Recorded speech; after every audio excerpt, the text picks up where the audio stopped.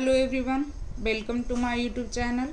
आज हम लोग क्लास 9 की पुस्तक गोधुली से एक कहानी को पढ़ेंगे।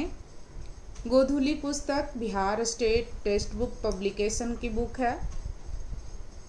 गोधुली का अर्थ होता है सुबह की बेला, यानी गाय जब सुबह चरने के लिए जाती है तो अपने पैरों से जो धूल को उड़ाती है उसे कहते हैं गोधुली।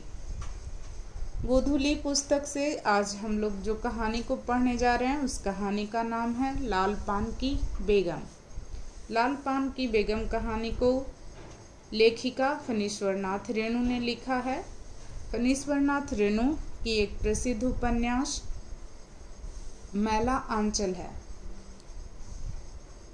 यहाँ फणीश्वर नाथ रेणु ने यानी लाल पान की बेगम कहानी में फणीश्वर नाथ रेणु ने ग्रामीण परिवेश की बोलचाल भाषा का प्रयोग इस कहानी में किया है। यानी ये जो लाल पान की बेगम कहानी है वो ग्रामीण परिवेश की कहानी है। नाच देखने दिखाने के बहाने कहानीकार ने ग्रामीण जीवन के अनेक रंगरेसे को गहरी संवेदना के साथ प्रकट किया है। गांव के लोग किस तरह एक दूसरे के साथ ईर्ष्या, द्वेष, राग, विराग, आशा, निराशा, हर्ष, विषाद के गहरे ताने बाने यानी भाव से जो जुड़े होते हैं उसकी जीवंत बानगी यानी जीवंत प्रस्तुति यह कहानी है लाल पान की बेगम।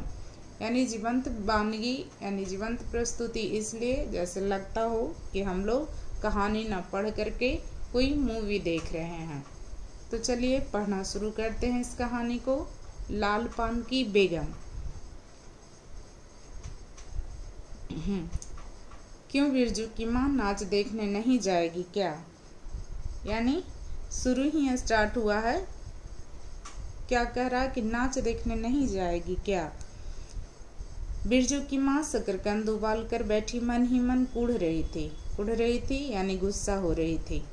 अपने आंगन में 7 साल का लड़का बिरजू शकरकंद के बदले तमाचे खाकर आंगन में लोट लोट कर सारी देह में मिट्टी मल रहा था। यानी बिरजू जो था वो शकरकंद के बदले तमाचे खा करके क्या कर रहा था? सारी देह में मिट्टी लगा रहा था अपने आंगन में लोट लोट करके। यानी एक बिरजू है और उसकी माँ है, बिरजू की माँ। चंपिया के सर भी चुड़ैल मंडरा रही है। अब ये चंपिया कौन है? आधा आंगन धूप रहते जो गई सहुआइन की दुकान पर छोबा गुड़ लाने, सो अभी तक नहीं लौटी। दिया बाती की बेला हो गई। यानी बिरजू तो उसका बेटा है, चंपिया उसकी बेटी है। तो कह रही है कि चंपिया के सर भी चुड़ैल मंडरा रही है, यानी लगता है उसको भी भूत ने पकड़ लिया।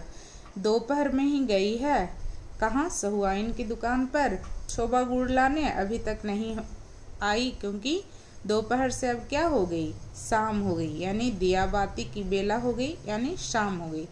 आए आज लौट के जरा।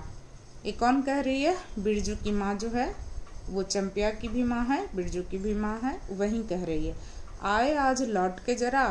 बागड़ बकरे की देह में कुकुरमाछी लगी थी। बागड़ यानी बकरा है उसका, उसके देह में कुकुरमाछी लगी थी, इसलिए बेचारा बागड़ रह रहकर कूद फांद कर रहा था। बिरजू की माँ बागड़ पर मन का गुस्सा उतारने का बहाना ढूंढकर निकल चुकी थी। पिछवाड़े की मिर्च की फूली गाछ बागड़ के सिवा और किसने कलेवा किया होगा? बागड़ को मारने के लिए एक छोटा ढेला उठा चुकी थी कि पड़ोसिन मखनी फुआ की पुकार सुनाई पड़ी। क्यों बिरजू की माँ नाच देखने नहीं जाएगी क्या? यानी वो बागड़ को मारने के लिए क्या करती है? ढेला उठाती है, तभी कोई उसे आवाज़ देता है कि क्यों बिरजू की माँ नाच देखने नहीं जाएगी क्या? यानी पहला जो यहाँ स्टार्ट ही होती है कहानी, जो स्टार्ट होती है इसी सेंटेंस से स्टार्ट होती है। वो कौन कह रही है? पड़ोसन की मखनी फुआ कि नाच देखने नहीं जाएगी क्या? बिरजू की माँ के आगे नाथ और पीछे पगहिया न हो तब न फुआ। ये कौन कह रही है? बिरजू की माँ कि मेरे आगे नाथ और पीछे पगहिया न हो तब न फुआ, यानी कि मेरे पास कोई और दूसरी जिम्मेदारी ना हो तब ना, यानी बहुत बिजी है बिरजू की माँ, बहुत इसके पास जिम्मेदारी है, इसीलिए ऐसा बोल रही है। गर्म गुस्से में बुझी नुकीली बात फुआ की देह में धस गई और बिरजू की माँ ने हाथ के ढेले को पास ही फेंक दिया। बेचारा बागड़ को कुकुरमाची परेशान कर रही थी। आहा आय हर आय आय, यानी कि जब वो उस बिरजू की माँ को मन ही मन गुस्सा था, लेकिन जब ऐसा सुनती है ऐसा बोलते हुए कि नाच देखने नहीं जाएगी क्या, जब इस तरह की बात तो उसे लगती है तो और भी वो गुस्सा हो जाती है और गुस्से में क्या बोलती है कि मेरे पास कोई जिम्मेदारी ना हो तब ना। और ये बात लग जाती है किसको? मखनी फुआ को, और बहुत तेज से लग जाती है। कहती है उसकी मखनी फुआ की देह में धस गई, यानी बात को क्या, उसकी बात सीधे तीर जैसी लगी। किसकी बात? बिरजू की माँ की बात। किसको लगी? मखनी फुआ को। अब क्या कह रहा है कहानी? बिरजू ने लेटे ही लेटे बागड़ को एक डंडा लगा दिया। अब बिरजू जो इसका बेटा है वो क्या करता है? बकरे को एक डंडा मार दिया। बिरजू की माँ की इच्छा हुई कि जाकर उसी डंडा से बिरजू का भूत भगा दे। अब इसकी माँ को क्या हुआ, जब उसको मारता है तो लगता है इसे भी, यानी अपने बेटे को भी जाकर के क्या करे, उसको भी मारे। किंतु नीम के पास खड़ी पनभरणियों की खिलखिलाहट सुनकर रुक गई। नीम का पेड़ है, उसके पास कुआं होगा, वहाँ पे क्या है? पनभरणियों, यानी जो पानी भरने के लिए जो आती हैं, की खिलखिलाहट यानी हंसने की आवाज़ सुनकर के क्या हुई? रुक गई। बोली, खिलखिलाहट मीन्स हंसना, तेज से जोर जोर से हंसना।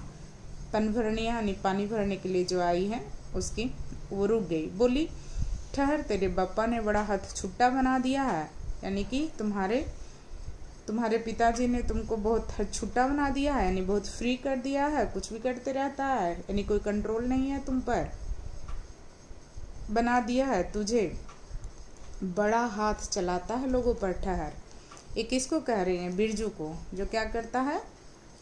बागड़ बकरे को मारता है, इसलिए कहती है कि तुम्हारे बप्पा ने तुम्हारा हट से छुट्टा बना दिया, यानी कि तुम्हारे ऊपर कोई कंट्रोल नहीं है किसी का, इसीलिए हाथ चलाता है। ठहर।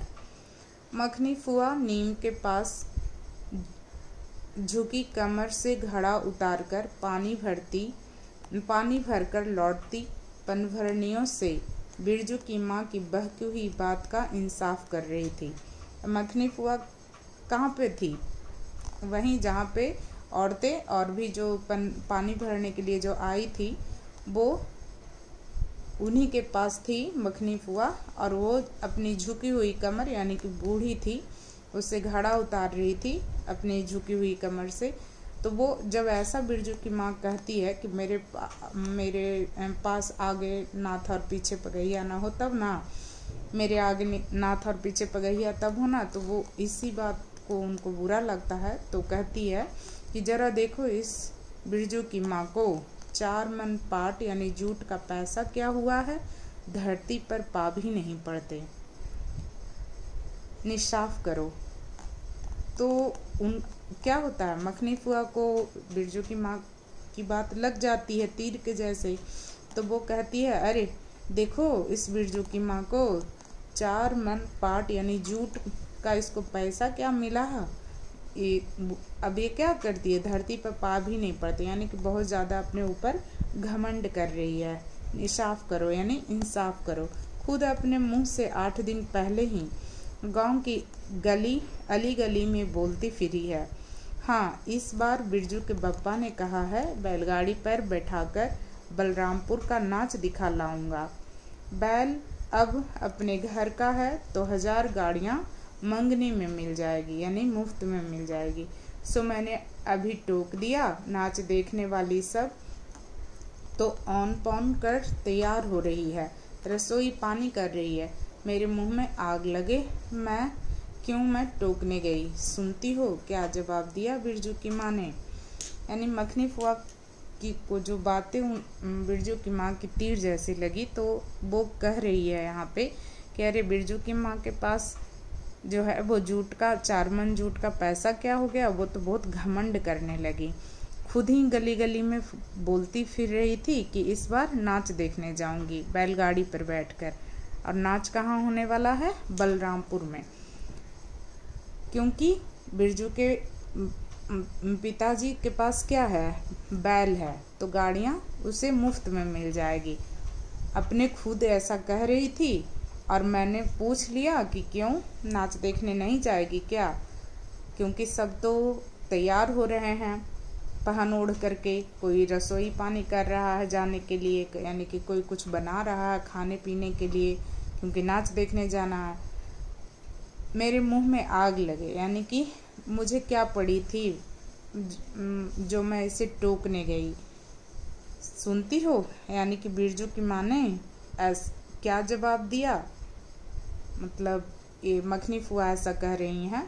तो आज की इस कहानी को यहीं तक रखते हैं, आगे देखते हैं क्या होता है लाल पान की बेगम के साथ, वो जाती हैं नाच देखने या नहीं। तो आज के लिए इतना ही, धन्यवाद, थैंक यू।